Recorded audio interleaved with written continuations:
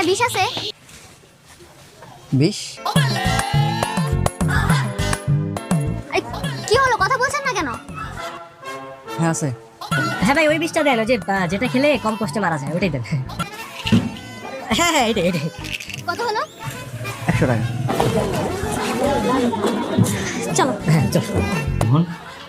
তুমি কি সত্যি বলছো যে জ্যোতি বিষ? বা বিষ তো কিনেছে, কিন্তু আমি ঘটনাটা ঘুরিয়ে দিয়েছি। কি করেছো? আমি বিষের বদলে ভিটামিনের ওষুধ কিনে দিয়েছি। একদম ঠিক কাজ করছো। ও কি এখন বিষ খাচ্ছে? না না, আমি এখন খেতে নিষেধ করেছি। আমি বলেছি ঘুমাতে যাওয়ার আগে তখন খেতে, আর তখন খেলে কম কষ্টে মারা যাবে। ঠিক আছে, এখন দেখি বিষ খাওয়ার পর ও কি করে। শ্বশুর, আমি একটু আসি। ও হ্যাঁ, যা যা যা।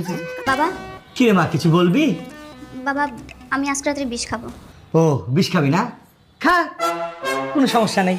তোমার কয়টায় খাবি? ভাবছি 10টার দিকেই খাবো। না রে মা, 10টায় খাওয়ার দরকার নাই। 10টার সময় আমাকে নিউজ দেখতে হবে, আজকে নাকি বাজারে আবার পটলের দাম বাড়ছে। মা তুই 12টায় খাস। রাখো তোমার পটলের দাম। আজকে 12টা হিন্দি সিরিয়াল দেখতে হবে, অত্যাচার করবে, খুব মজার সিন, মিস করা যাবে না। মিস করা যাবে না। হ্যাঁ, মেয়েটা কার? মেয়েটা হচ্ছে আমার। আমি যখন বলবো তখন বিষ খাবে, তখন মরবে, তাই না রে মা? নিজে যেন মেয়েটাকে পেটে ধরছে।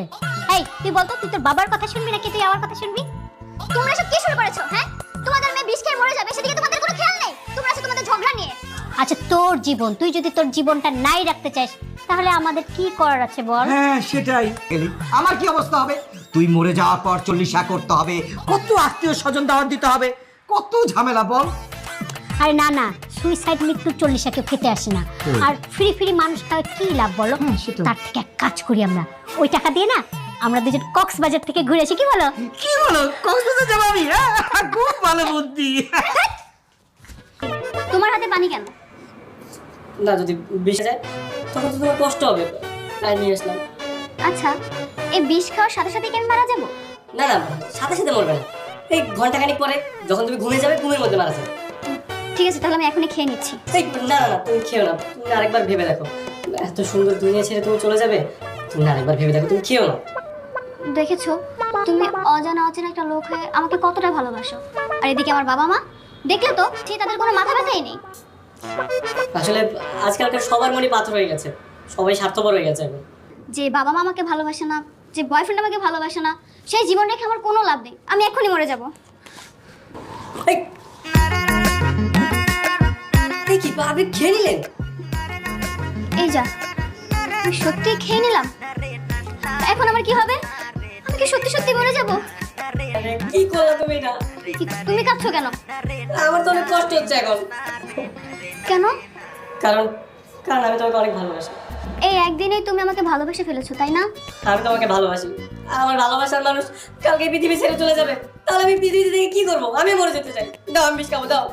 না না, তুমি কেন মরবে? তুমি বেঁচে থাকো, আমার বাবা মাকে তুমি দেখে রেখো। আমি ছাড়া তো আমার বাবা মার আর কেউ নেই। কিভাবে তোমার বাবা মাকে দেখে রাখবো বলো? আমি তো তোমার বৈধ স্বামী না, আর তুমি তো আমার সত্যিকারের স্ত্রী না, আমরা তো বিয়েই করিনি। আচ্ছা, তুমি কি এটা চাও কি? যে আমি তোমার বৈধ বউ হই? হ্যাঁ চাই তো। ঠিক আছে, তাহলে চলো। আর কোথায় যাবো? আরে কাজে অফিসে চলো।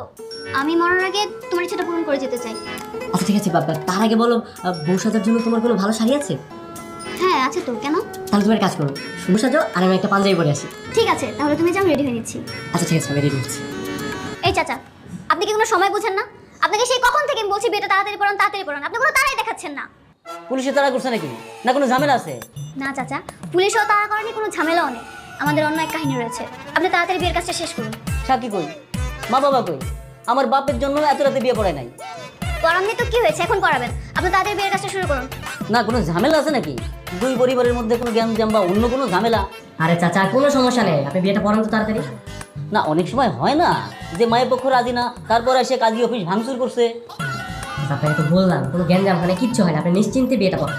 ও তাহলে ঠিক আছে। চাচা, আপনি কিন্তু শুধু শুধু আমাদের সময় নষ্ট করছেন। আপনাকে বারবার বলছি বিয়েটা তাড়াতাড়ি পড়ান, আমাদের তাড়া রয়েছে, আপনি বুঝতে পারছেন না? কেন তাড়াতাড়ি করতে হবে কেন? কোনো জায়গায় যাবেন? এই চুন অফিসে যাই, উনি সেই কখন থেকে আমাদের সময় নষ্ট করছে। আরে না না, যাবেন কেন? বসেন বসেন। ওই দেন মোহর কত লিখবো? 50,000। 50,000। এক কাজ করেন, এই যে এইখানে আপনার নাম ঠিকানা আর স্বাক্ষর করেন। করেন। আলহামদুলিল্লাহ, এই তো হয়ে গেল। বাকি কাজ তো আমি নিজেই করে ফেলবো। এত রাতে কোত্থেকে আসলি তোরা? মা, বাবা, আমরা দুজন বিয়ে করে ফেলেছি। মা- মানে আমার ইচ্ছেতেই আমি ওকে বিয়ে করেছি। ও তো এতদিন আমাদের বাসায় অবৈধ জামাই হিসেবে ছিল। আজকে ওকে বিয়ে করে বৈধ জামাই বানিয়ে নিয়ে আসলাম। আর তোমরা কোনো চিন্তা করো না, তোমাদের দেখাশোনা এখন থেকে ওই করবে। আর আমি তো আর বেশিক্ষণ বেঁচে থাকবো না, কখন কি হয় কে জানে। এই ছেলে, এটা কি হলো? না মানে শ্বশুরমশাই আপনি তো আমাকে বলেছিলেন ওই যে জামাইয়ের ক্যারেক্টারটা প্লে করতে, আমি তো ওই মোতাবেকই আগাচ্ছি। হ্যাঁ বলেছিলাম, কিন্তু বিয়ে তো করতে বলি নাই। ও না, এটা বলতে হবে কেন বাবা? আমি তোমাকে বললাম না আমি আমার নিজের ইচ্ছেতেই বিয়ে করেছি। আর আমার কাছে বেশি সময়ও নেই। আমার এখনই পুরো শরীর আর মাথাটা কেমন চিনচিন করছে। তোমরা চিন্তা করো না, এখন থেকে তোমাদের দুজনকে ওদিকে শুনে রাখবে। ও ছেলেটা অনেক ভালো, জানো, ও আমাকে অনেক ভালোবাসে, তাই না বলো? হ্যাঁ হ্যাঁ তোমরা ওকে কখনো কষ্ট দিও না। ঠিক আছে, চলো আমরা দুজন ভিতরে যাই। চল। কি এবার তুমি? না আমি একদমই খুশি না। কেন? এই তুমি পাগল নাকি? হ্যাঁ এটা কি করছো তো পাগল? মানে একটু পর আমার বউটা মারা যাবে, আমি খুশিতে থাকবো? আমার তো কষ্ট হচ্ছে। ও তাই তো।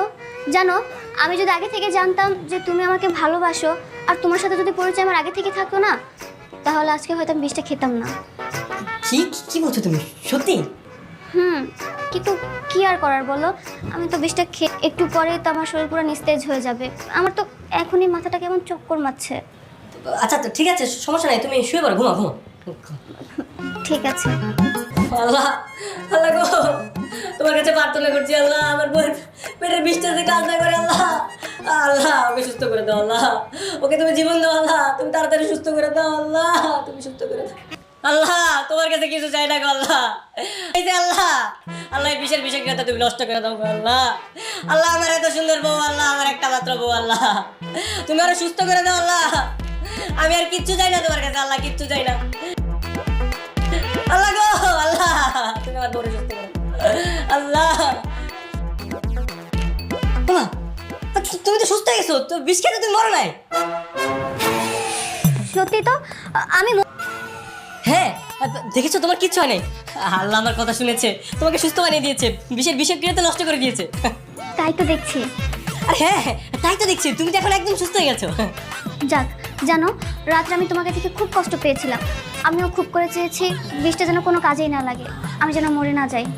হ্যাঁ যেহেতু তুমি ঘুমের মধ্যে মরনি, তোমার আর নিতে হবে না, তোমার কিচ্ছু হবে না, তুমি একদম সুস্থ হয়ে গেছো। কিরে মা, এখনো বেঁচে আছিস? কেন? আমি বেঁচে আছি দেখে তোমার খুব কষ্ট হচ্ছে, তাই না? খুব করতে চেয়েছিলে যেন আমি মরে যাই। আমি মরে গেলে মনে হয় খুব খুশি হতে। না রে মা, তোর ধারণা ঠিক না। কোনো বাবা মাই চায় না তার সন্তান মারা যাক। আমরা অনেক কষ্ট পেয়েছি সারা রাত, আর তোর জন্য দোয়া করেছি। হ্যাঁ মা, সারা রাত আমিও তোর জন্য দোয়া করেছি। আরে হ্যাঁ হ্যাঁ হ্যাঁ, আমরা সবাই তোমার জন্য দোয়া করেছি, আল্লাহ আমাদের দোয়া কবুল করেছে, দেখেছো? ঘটনা প্রবাহ যেখানে যাক না কেন, দিন শেষে কিন্তু আমরা হাজব্যান্ড ওয়াইফ। হ্যাঁ সত্যি বলেছো। তা আমাকে শ্বশুরবাড়ি নিয়ে যাবা কবে? মানে তোমাকে কি যে বলবো আমি বুঝতে পারতেছি না। কেন, কি হয়েছে? সত্যি বলতে আর্থিকভাবে আমরা তোমাদের থেকে অনেক গরিব, আর তাছাড়া আমার বাবা আমাকে উঠতে বসতে খোটা দেয়, আর এই অবস্থায় ওই বাড়িতে তোমাকে নেওয়াটা আসলে বুঝতে পারতেছি না। তাতে আমার কোনো প্রবলেম নেই। বিয়ে যেহেতু করেই ফেলেছি, আমি আমার শ্বশুরবাড়ির প্রতিটা লোকের সাথে দেখা করতে চাই, আমি সেখানেই থাকতে চাই। সেটা গ্রাম হোক কিংবা শহর হোক, তাতে আমার কোনো আপত্তি নেই। আমি সবার সাথে খুব মিলেমিশেই থাকবো। তুমি সত্যি বলছো? আর তাহলে চলো আগামীকালই আমরা গ্রামের বাড়িতে যাই। আরে ভাই, তুই এত কিছু কেন নাকি? তোরে কইছিলাম না ময়না, যেদিন আমি গ্রামে ফিরবো, এই যে আমার গাড়ি, দেখ। সবই তো বুঝলাম, কিন্তু এই মেয়েটা কেডা?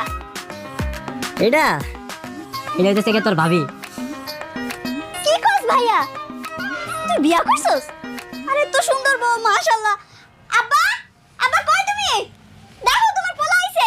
আব্বা, আব্বা তোমার আমি কইছিলাম না যেদিন আমি গ্রামে ফিরবো গাড়ি না ফিরবো, এই দেখো আমার গাড়ি। সবই ঠিক আছে বাজান, কিন্তু ওই সাথের নারীটা কেডা? আব্বা এই নারীটা হইতেছে কি তোমার বৌমা। সালাম করো, সালাম করো। হইছে মা, হইছে হইছে হইছে। বাবা, আমি ওর কাছ থেকে সব ঘটনাই শুনতে পেরেছি। আপনি কোনো চিন্তা করবেন না, ও এখন বেকার নয়। আমাদের কোম্পানিতে ওর অনেক ভালো একটা পোস্টে চাকরি দিয়েছি। এখন ওর মাসিক ইনকাম 2 লক্ষ টাকা। তোমার বৌমা কি পছন্দ হয় না? পছন্দ হয়েছে, আমার খুব পছন্দ হয়েছে। আমার গাধাটাই এতদিনে একটা কামের মতো কাম করছে। হ্যাঁ, আমার খুব পছন্দ হয়েছে। হ্যাঁ, এখন তো কইবা কামের মতো কাম করছি। কদিন আগেই তো কইতা যে বেকার করি, কোনো কাজ কাম পারি না। আর এখন দেখছো কত ভালো চাকরি করি, 2 লাখ টাকা স্যালারি আমার প্রত্যেক মাসে। বাজান রে, এই যে তুই এখন বিয়া শাদী করছস না, আল্লাহ তোকে সন্তান দিয়ে দিলে এমনি বুঝবার পারবি আসলে এই বাবা মা কিসের লাগে সন্তানকে উপরে রাগারাগি করে, এইটা এমনি বুঝতে পারবি। পরে কথা কম যাবো, আয় বৌমারে নিয়ে আগে ভিতরে আয়, খানা আছে, আয় আহ বোমা আহ।